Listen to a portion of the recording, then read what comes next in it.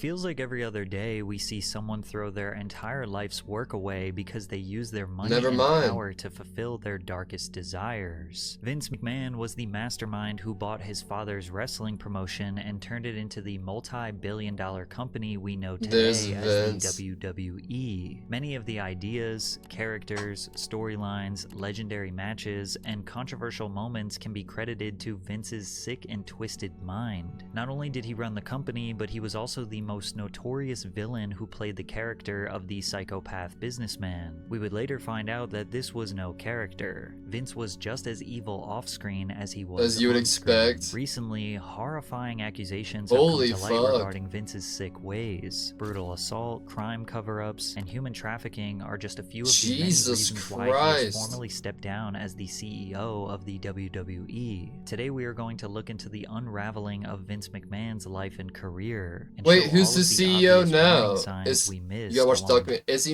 he not part of the WWE anymore? The wrestling business operated similarly to gangs in the 60s, 70s, and 80s. The United States had defined territories that different wrestling federations controlled. Vince McMahon's father, Vincent, owned the Worldwide Wrestling Federation, which controlled the northeast region of the United States. This was home to stars like Bruno Sammartino. He also had the Mid-Atlantic region, which covered Virginia and the Carolinas, home to Ric Flair. And the world-class wrestling promotion in the South, which was home of the Von Erich brothers. Wrestling had nowhere near the mainstream popularity it does now. There wasn't much money in the business, so each promotion was protective of their territory. You only promoted shows within the territory you controlled. The National Wrestling Alliance was a governing body that protected the territorial integrity of the promotions. They also helped with talent acquisitions, That bar is actually so hard. The Migos are crazy for that. Ric Flair, drip, go, woo, what a bitch. That's crazy. Like, now really thinking about that.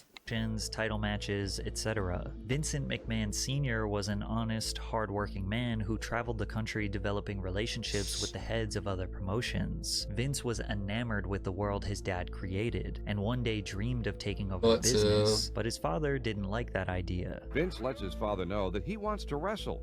His father is adamantly opposed. He wanted me to have a more secure future. He wanted me to be an accountant or an attorney or something like that, and I really wasn't cut out for any of the above. In 1972, his father finally gave him an opportunity to be a promoter all the way in bangers, Bangor, Maine, one of the smallest and most difficult places to generate Migos was excitement crazy. and revenue. So Vince Jr. came up with the genius idea of taping the matches and shipping those tapes across state lines to get people to start watching wrestling on television. Some people looked at this as undercutting or stealing from other territories, but over the next decade, Vince helped his father bring the business to new heights, bringing in stars like Muhammad Ali and tripling their television ratings in the region. However, the landscape of wrestling would shift dramatically when in 1982 his father was falling deathly ill from cancer. He wanted the WWF to remain a Northeast promotion and control the New York City area, but Vince Jr. had big dreams of becoming a national promotion and establishing a global presence. He bought the company, and shortly after, national promotion. In this scene right here,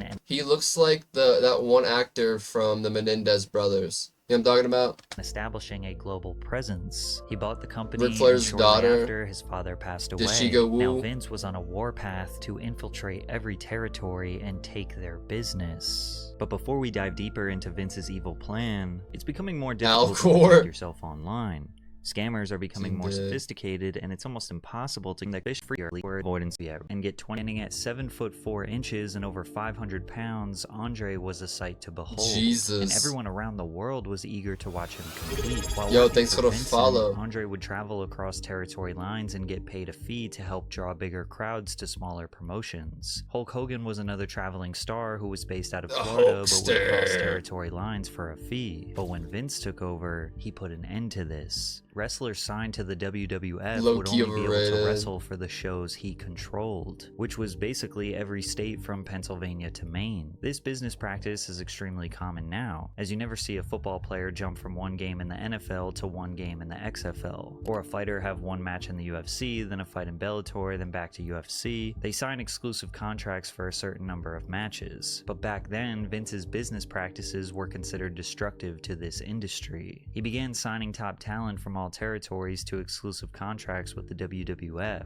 Some of those wrestlers included Andre the Giant, Hulk Hogan, Rocky Johnson, Roddy Piper, Bret Hart, Mr. T, Randy Savage, the Ultimate Warrior, Ricky Steamboat, just to name a few. Vince started the Atlantic and Pacific Wrestling Corporation by partnering with Mike LaBelle in Southern California. Then he purchased Mike's shares of the company in 1982, which gave him full control of New York City, Philadelphia, and Los Angeles. To continue his dominance, he used his relationships at War TV to pay $2,500 a week for a Saturday morning time slot on Los Angeles' Channel 9 KHJ-TV. But McMahon didn't expect to make a dime. He saw TV as a promotional expense to boost the gates of live shows. The WWF was being broadcasted nationally on Monday nights on the wrestling network, really? so the whole country was being exposed to the brand. Makes sense. That wasn't enough for Vince. He began a full-on invasion strategy to take out all his competitors city by city, like when he acquired a local TV station, WAKR-23 out of Akron, Ohio, with reach to Cleveland on January 8th, 1983. He bought a whole ass that year, TV station. The WWF debuted on WCPO-9 in Cincinnati, which was an established Georgia Championship Wrestling territory. From there, the WWF entered World Championship Wrestling territory in Dayton, Ohio, purchasing the exclusive rights from WKEF-22 to replace the WCW broadcast with WWF's broadcast. One by one, Vince would enter a city controlled by another promotion, then buy out their TV time slot to air WWF.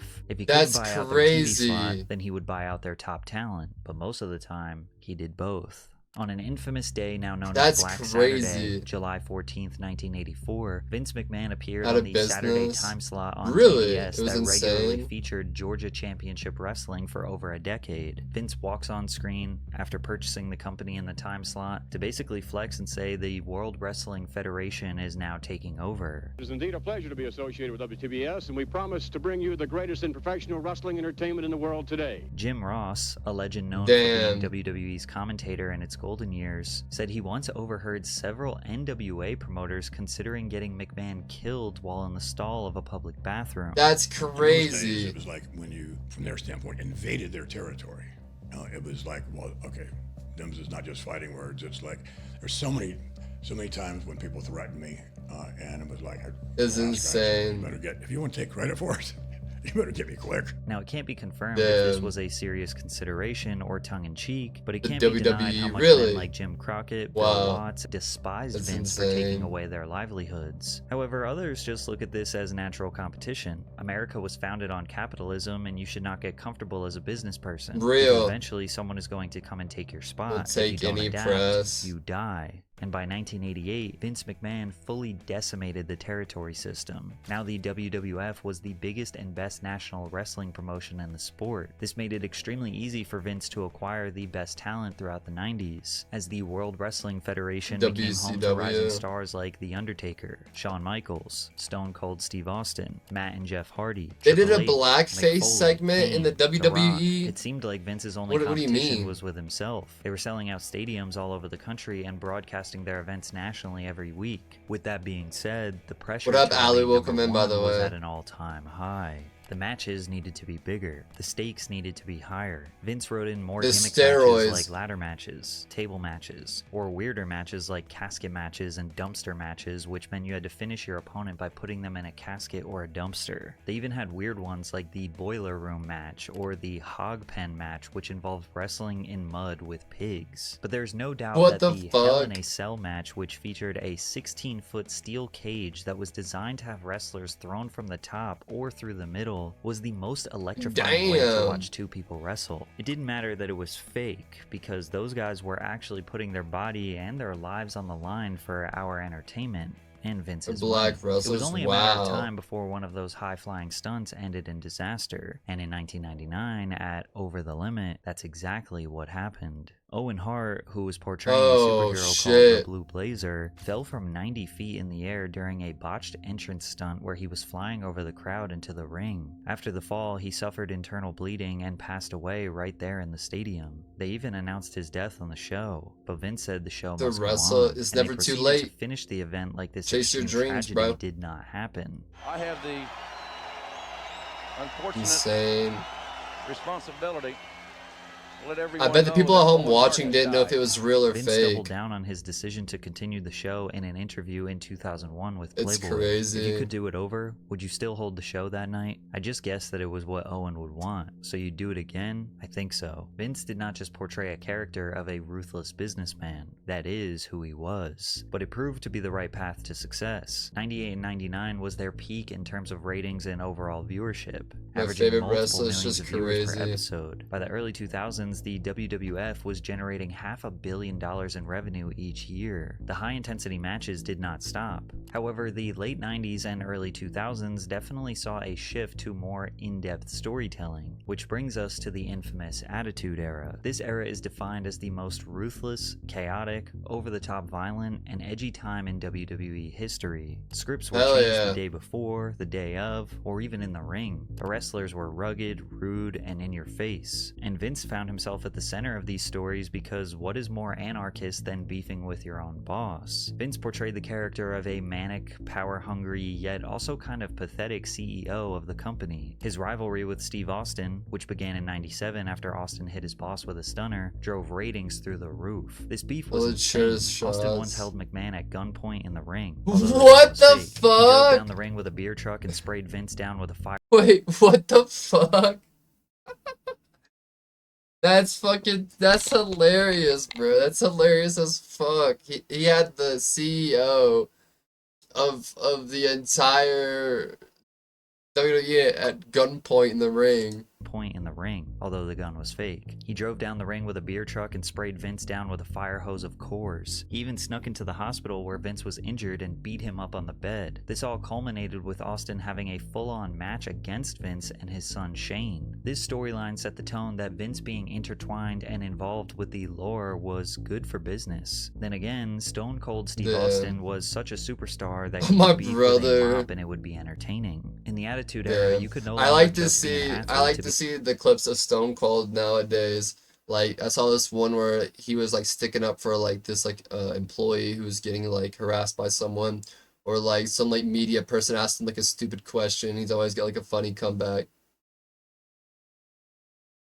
be a WWE I love the star. RKO, You need my to have brother. personality, charisma, excellent speaking abilities to be able to sell a fight and keep these millions of fans engaged. 2 years and if you ago. didn't, well, then the writers would come up with your storyline, and you won't believe some of these shocking and twisted narratives that Vince approved or came up with himself. In one of the most bizarre storylines, Kane announced that he was driving late at night with Katie Vick, a girl he loved since he was a teenager. He could not drive stick and they crashed, where she ultimately lost her life. Then Kane attends her open casket, and for 6 minutes on live television he fondles her corpse, undresses her lifeless body, and gets intimate with her before grabbing her internal organs and drinking the blood from them. I'm gonna give you what you want. And I'm gonna take what I always wanted. Or what about the time when Chris Jericho ambushed Chyna, tied her up in a dark room, and began torturing her by beating her with a hammer, which actually broke What her the thumb, so the fuck? painful screams were real. Vince was a big fan of humiliation, so he developed the Kiss My Ass Club, where a total of 6 In men this were guise, forced I'm to get on their interrupting knees and something. kiss his backside in front of millions of people. Most of the time, this was to save their job, or just to embarrass them on a power trip. I should also Real note that Vince human. gave the world the satisfaction of being humiliated, as he scripted himself getting his face shoved in Rikishi and the Big Show's backsides. Now, most people like to default to all of this being entertainment. Some Like, sure, crazy they pushed shit. some boundaries, but it's all fake, right? But as time went on, and wrestlers spoke about their behind-the-scenes experiences, and Vince McMahon being accused of sexual assault and Jesus, trafficking had women, some an of these ass on him. storylines felt more like a glimpse into the Bro, reality Unk of sounds Vince jealous. McMahon's private Wow. life. Vince often used Not his a real daughter, human. Stephanie, for his dark storylines, probably because her loyalty convinced her to never say no to him. Like when she was going to get married in the ring to her fiancé Test, only for Triple H to interrupt the wedding with a video of himself drugging, kidnapping, marrying, and then sleeping with Stephanie while she was unconscious, which led to this infamous promo. Come on out, you rapist! But Stephanie was the subject of an What the fuck? What the fuck? That's nuts. That was bold.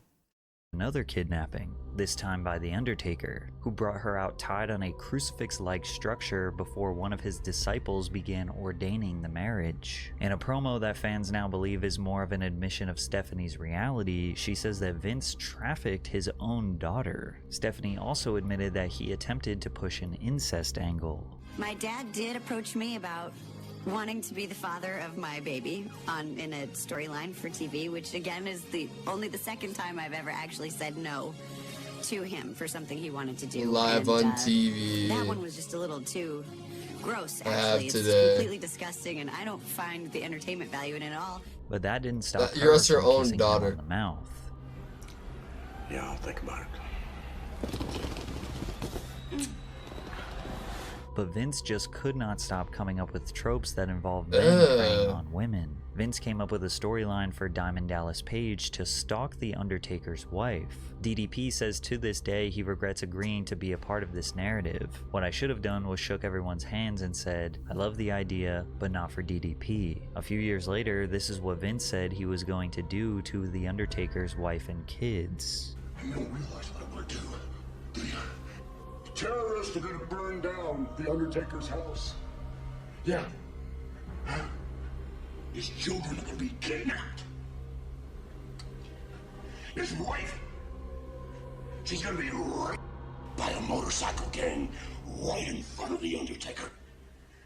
What the fuck?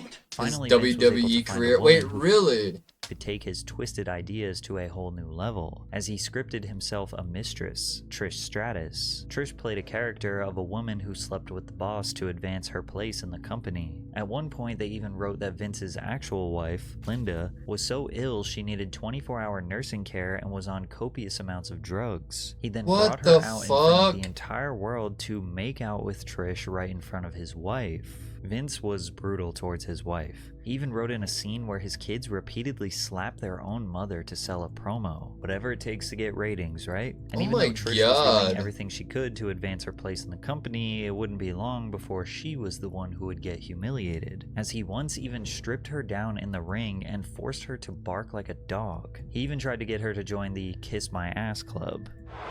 Oh, I'm gonna unbuckle my belt. But The Rock saved her. Vince's idea of easing up on God women was by damn. giving them a new Wouldn't match do gimmick, the anything. bra and panties It's match. gross. This match gimmick was when the female wrestlers would only win the match if they stripped their opponent down to their bra and panties. They also had wet t-shirt contests What and the spanking fuck? Bra and panty matches? That's nuts. matches. Vince was constantly writing storylines where women had to provide him with some sort of sexual favor. How badly do you want to be a WWF superstar? Tori Wilson spoke recently about how she never wanted to play the sexy role and how she tried to convince writers to get her to do more stunts. Fit Finley was amazing, putting matches together and just trying to make us look the best he could. Yeah. And It's so I often would fun. ask him if I could please get thrown into the stairs or like crazy, not crazy things, but like, you know, I just really wanted to get hurt. Yeah, there's this like baseball slide into a chair, like it's Yeah, some part of your Hall of Fame reel, and I'm like, oh my gosh. stuff like that. So like, Not I wanted to do now. more I of mean, that, she's but it probably was old. I was like kind of laughed at. Ultimately, being constantly forced to do these raunchy matches and skits that only showcased her sexuality made her despise the business long after she retired.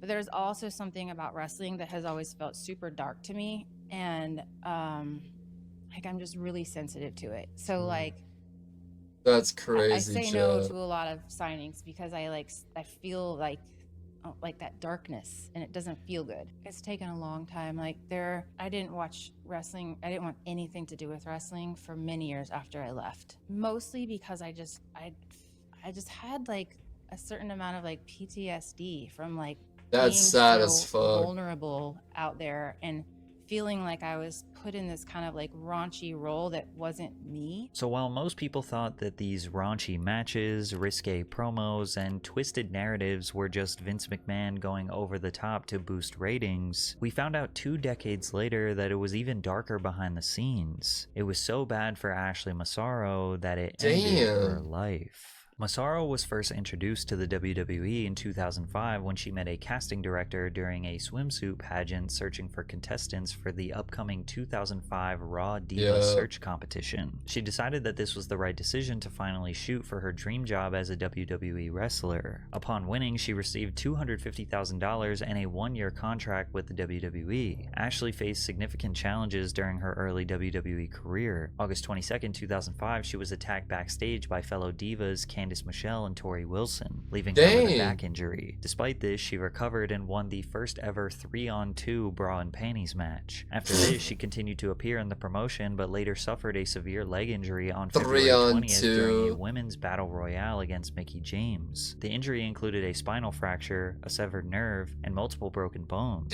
requiring a metal plate and screws be put in during surgery. After recovering, she returned until 2008, where she asked to be released from her contract due to her daughter having medical problems. For years, Ashley would be relatively out of the spotlight until 2016, when she would join a class action lawsuit against the WWE, alleging Vince was a part of one of the most horrifying crime cover-ups in history. Ashley Massaro was a strong supporter of the US military and was enthusiastic about opportunities to meet and help the troops. So in 2006, Ashley was excited to be selected to go to Kuwait for their annual Tribute to the Troops tour. However, the tour started off with issues. In Saudi Arabia, Massaro experienced harsh treatment from several men because of cultural reasons, which made her uncomfortable. And after arriving in Kuwait, she began suffering from menstrual cramps and was taken to a military base for dehydration treatment. At the base, she was given an IV, and later a man wearing an orange t-shirt and cargo shorts, claiming to be a US Army doctor, injected her with a substance that made her body paralyzed while still being conscious. He then moved her to a non-treatment room where the man violently R-worded and sodomized her while a woman guarded the door. After returning to the US, WWE's Dr. Rios called a meeting with Ashley Massaro to discuss the incident. She was unsure how he knew about it, but suspected it might have been someone on the tour who reported it. She agreed to tell him what happened as long as Rios kept it confidential. However, Dr. Rios told Vince McMahon, who then brought in executives for a meeting where Massaro was asked to detail what happened in Kuwait. She said, "Vince did at least apologize for what I went through, but then stressed that if I disclosed this incident, it would ruin the relationship between the WWE and the US military. He told me to not let one bad experience ruin the good work they were doing. His lack of sensitivity in referring to my ordeal as one bad experience left me speechless." In a filing the next month, WWE called the claim a stale and baseless allegation and denied Massaro had ever reported a sexual assault to anyone affiliated with WWE, saying she had been heard telling others that the doctor had done an inappropriate pelvic exam before a judge dismissed the case in 2018. Less than a year later, Ashley wrote letters back to all of her fans that were sharing love and support for her bravery. Then the next day, Ashley tragically passed away on May 16, 2019. She was 39 years old and survived by her daughter. An important statement that Ashley made during this lawsuit was never released to the public until 2024 to back up Vince's new allegations by Janelle Grant, which we'll get to in a second. Ashley's statement said the following: "During my time with the WWE, I had observed Vince McMahon making out with other divas in the locker room." They killed her?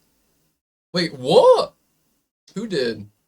Never paid any attention to me, and I assumed I was not his type. This changed after my Playboy cover was released. I was fortunate enough to be allowed to fly on the company jet and stay at the same hotels as the executives for a period of time. On one of these occasions, Vince was attempting to get me alone with him in his hotel room late at night, and I felt extraordinarily uncomfortable. Holy fuck. He began calling the hotel room phone and my cell phone nonstop. I called Kevin Dunn, a producer, to explain the situation, and he said I should tell Vince I was not feeling well and would see him on TV the next day. So I did. Immediately after that night, Vince started writing my promos for me. Vince does not write promos for female wrestlers. That is the job of the creative department, and he certainly wouldn't have, under any normal circumstances, written a promo for me. But he did, and the promos were written with a clear intention of ruining my career. In addition, after that night, each time I walked by him, he would make vulgar sexual comments that were clearly designed to make me uncomfortable. These claims can be backed up by former boyfriend and wrestler Paul London, who said that Vince was constantly putting predatory Wait, is he still with her her now? Many times when she would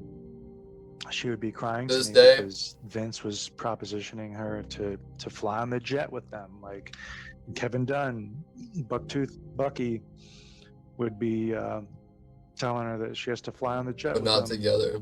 or that he might, you know, possibly, or every now and then. Yeah, this dude is evil, bro. They'd always put the divas up at like the TV hotel or whatever. You know, he'd be knocking on her door and, you know, trying to get her to answer. And it's just like, I'm shocked this Vince stuff is just now coming out. The walls were slowly closing in on Vince McMahon. He was able to escape Ashley Massaro's horrible allegations, but it was only a matter of time before his evil past would catch up to him. I hate In him for real. 2022, Vince McMahon agreed to pay more than $12 million to 4 women who were affiliated with the WWE over the course of 16 Is the new writing better than the old writing or not?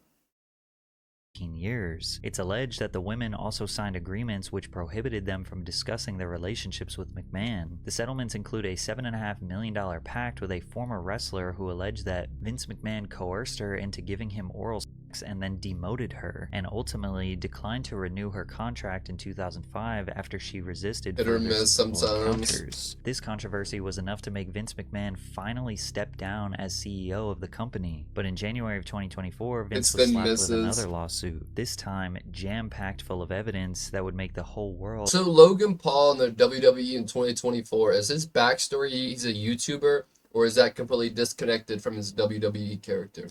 To understand who he truly is. Makes you pay attention. Janelle Grant, a former WWE employee, accused Vince McMahon of abuse, Just sexual combined. exploitation, and humiliation during his tenure as chief executive. terrible. Grant alleged that McMahon lured her with promises of career advancement, but then exploited and trafficked her to other men within the company. Grant first met McMahon in Oh March my of God, 2019 bro. through a manager in her apartment building, where McMahon also lived. She was seeking employment after her parents' deaths. McMahon promised her a job at WWE and showered her with gifts, but the meetings turned inappropriate when one time McMahon approached her in his underwear and pressured her into sexual situations. As such, when McMahon pushed Miss Grant for a physical relationship Holy in return shit. for long-promised employment at WWE, she felt trapped in an Take impossible moves. situation, submitting Yeah, to I saw McMahon's that. demands or facing ruin. I've ever Miss seen Grant him. feared she No, had for real, look everything at to Richard lose Nixon. and face negative consequences no matter what happened. In June of 2019, Grant began working as an administrator coordinator in WWE's legal department. After giving her a job, Vince McMahon said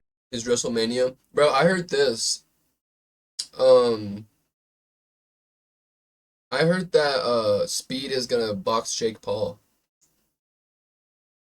sexual demands increased. Is that and gonna he be began crazy? sharing explicit photos and I think videos Speed of her could with work other him, bro, if he got WWE trained. employees and executives. Despite Miss Grant's expressions of unhappiness and attempts to end the sexual relationship, she came to understand that McMahon expected the physical relationship to continue Yeah. as a part of her employment. In March of 2020, McMahon began sharing sexually explicit photographs and videos of Miss Grant, including pornographic content he recorded with other men both inside and outside the company. Oh You my can even see these God. text messages of him admitting to doing so. She even tried to express that she did not want an associate named Johnny, aka John Laurinaitis, receiving pictures of her. The lawsuit then goes on to describe not one or a few, but countless This is extremely so detailed sick and situations in which disturbed. Vince Holy used fuck. his power to break her down, An old guy exploit her mask on. sexually, demand and force her to give herself to him and his associates, whether it was by serving executives during What work the hours in fuck, offices, bro? or serving WWE superstars to keep them satisfied and prevent them from leaving the company. Control that can only be described as sexual slavery. If you read this text message, you can see an example of him trying to coordinate a schedule.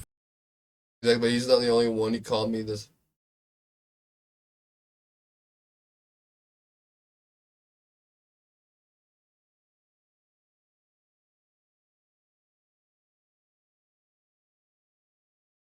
What the fuck? For his associates to take turns with this woman, only for her to respond that she does not want to and for him to keep begging. Multiple other text messages from Vince were shown in the lawsuit where he deeply explains his desire to traffic her It's to men sick. throughout the industry. As one example of McMahon's extreme depravity, on May 9th, 2020, he defecated on Miss Grant during a threesome, and then commanded her to continue pleasuring his friend with feces in her hair and running down her back. McMahon and his friend actively resumed the threesome, which lasted over an hour and a half, while Miss Grant remained covered in McMahon's filth. Naturally, when people hear about allegations like this, they tend to consider I was the just alternative. eating too, Maybe chat. she wanted this. Maybe she liked this. Maybe she is just I'm using fucking him for a sick. payday after consenting to this depraved lifestyle. And maybe in the beginning she did consent to these weird kinks. But it's very easy to see how these things can get out of control very quickly. A clear line between fantasy and reality needs to be drawn, and evidently that wasn't the case. Now people will also wonder, how did this get so bad? Well, a lot of people downplay the impact of psychological manipulation and how people can lose themselves, For real, go man, this numb, is and just start nuts. obliging to the demands of I their didn't realize abuser. it'd be The lawsuit that also